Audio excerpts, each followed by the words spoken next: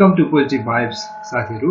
आज यो भिडियोमा हामी नेपालको नेशनल फ्ल्यागलाई C++ को कोड युज गरेर कसरी ड्रा गर्न सकिन्छ भन्ने बारेमा तपाईहरुलाई देखाउन गइरहेका छौं।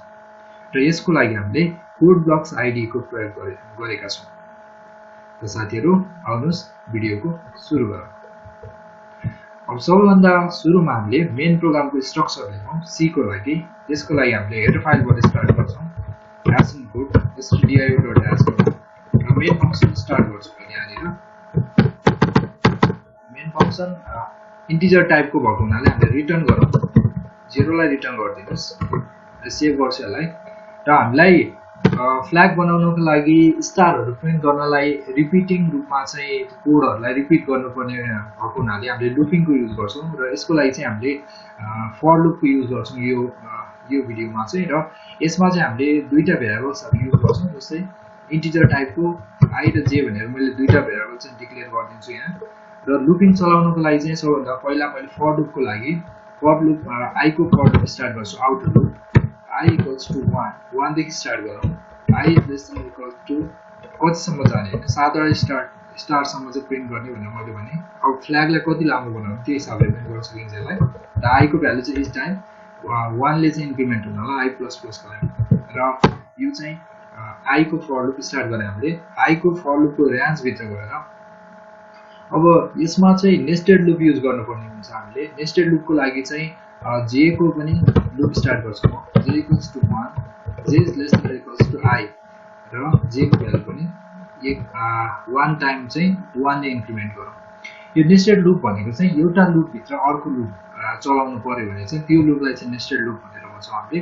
अब j को भ्यालु अब सुरुमा चाहिँ के हुन्छ भने इनर लुप चाहिँ सुरुमा एक्जिक्युट हुन्छ, आउटर लुप चाहिँ त्यसपछि एक्जिक्युट हुन्छ। जस्तै j को भ्यालु सुरुमा 1 छ अनि j > i भनेको i को भ्यालु पनि 1 छ। र यो i को भ्यालु पनि 1 j को भ्यालु पनि 1 भएको एउटा ट्रु कन्डिसनमा चाहिँ के गर्ने त यो टास्क चाहिँ हामीले यहाँ दिन सक्छौं। जस्तै printf गरौँ र यहाँनिर हामीले चाहिँ स्टार प्रिन्ट गरिदिन सक्छौं हैन। र स्टार प्रिन्ट गर्दै हामीले र सेमिकोलन दियौं यसलाई। यो चाहिँ के हुन्छ सुरुमा j को भ्यालु 1 हुन्छ i को भ्यालु पनि 1 हुन्छ भनेपछि यो एउटा कन्डिसन ट्रु हुन्छ र एउटा स्टार चाहिँ प्रिन्ट हुन्छ। त्यसपछि j को भ्यालु फेरि इन्क्रिमेन्ट हुने हो। इनर लुप चल्छ फेरि सेकेन्ड टाइम पनि। इनर लुप चल्दाखेरि j को भ्यालु 2 हुन्छ र i को भ्यालु चाहिँ स्टिल 1 नै हुन्छ। र कन्डिसन फल्स भइसकेपछि फेरि यो चाहिँ j को लुप चाहिँ एन्ड भएर i को लुप फेरि चल्छ। i को लुप चल्दाखेरि चाहिँ i को भ्यालु 1 ले इन्क्रिमेन्ट हुनु पर्यो। 1 मा 1 इन्क्रिमेन्ट हुँदाखेरि i को भ्यालु 2 हुन्छ।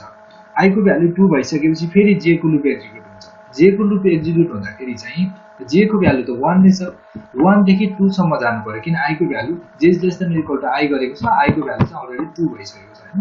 भनेपछि 1 देखि 2 सम्म भनेको दुईटा स्टार प्रिन्ट गर्ने भयो।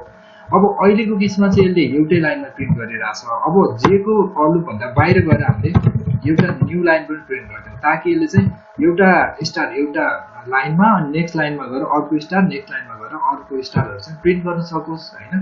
अब सो यो आउटपुट कस्तो आयो भनेर हेर्नलाई चाहिँ बिल्डमा गएर हामीले जस्तै बिल्डमा जाउँ र यहाँनिर बिल्ड एन्ड रन भन्ने छ। बिल्ड गर्नुस् रन गर्दिनुस्। अहिले यो एक्जिक्युट हुँदैछ। यहाँ देख्न सक्नुहुन्छ तपाईहरुले यो अप्पर पोर्सन चाहिँ आएको छ है। फ्ल्यागको अप्पर पोर्सन चाहिँ आयो माथिको भाग। अब लोअर पोर्सनको लागि के गर्न सकिन्छ त हामीलाई त लोअर पोर्सन पनि सेमै हुन्छ केही गर्ने पर्दैन। सबभन्दा इजी भनेको कपी पेस्टै गर्दिनुस् हैन। यहाँ ल्याएर लास्टमा हामी यसलाई फेरि पेस्ट गर्दियौं। पेस्ट गरौँ र यसको चाहिँ आउटपुट हेरौँ। बिल्डमा गएर बिल्ड एन्ड रन फेरि आउटपुट हेर्दाखेरि यसले तल्लो पोर्सन पनि क्रिएट गरिसकेको छ है। कति इजी छ त भनेपछि एकचोटी लुप बुझेपछि त्यही लुप चाहिँ हामीले फेरि पनि घुमाउन सक्यौं हैन। अब दुईटा यो अप्पर पोर्सन र लोअर पोर्सन बनिसकेको छ। अब जस्तै फ्ल्यागको एउटा भनौं लामो एउटा लाइन चाहिँ तल भनौं न त्यो लाइनको लागि चाहिँ हामी के गर्न सक्छौं भन्दाखेरि फेरि एउटा लुप चलाउन सक्छौं। त्यसलाई चाहिँ नेस्टेड लुप चलाउनु पर्दैन सिंगल लुप चलाएको हुन्छ हैन। र त्यसलाई चाहिँ भर्टिकलमा प्रिन्ट गर्नु पर्यो हामीले। जस्तै यो j को पार्ट चाहिँ मैले यहाँनिर जस्तो i को पार्टै फाल्दिनु न त हैन। एउटा लुप राखे हुन्छ जुन लुप राखे पनि एउटा लुप राख्नु पर्छ तपाईहरुले। j = कतिसम्म जाने 10 वटा डटी भनौं हैन गर्दियौं। र यसलाई चाहिँ नयाँ लाइनमा प्रिन्ट गर्छौं न्यू लाइनमा। यो तलको न्यू लाइन तपाईलाई चाहिएन एउटा मात्र लुप चलाउने हामीले।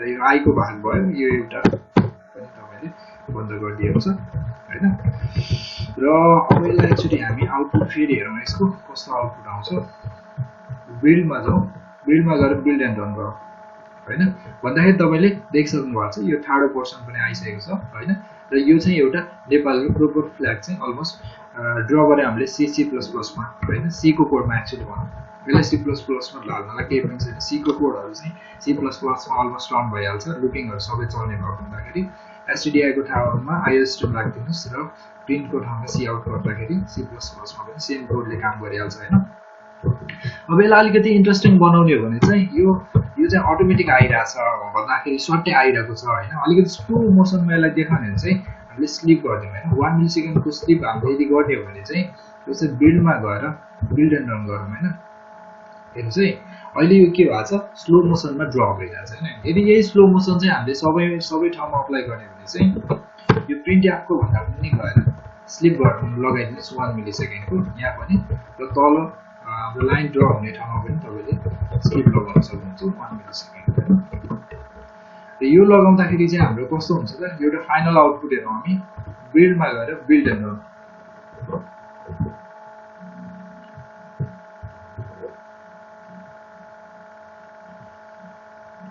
अहिले यो अप्पर पोर्सन ड्र हुँदैछ देख्न सक्नुहुन्छ तपाईले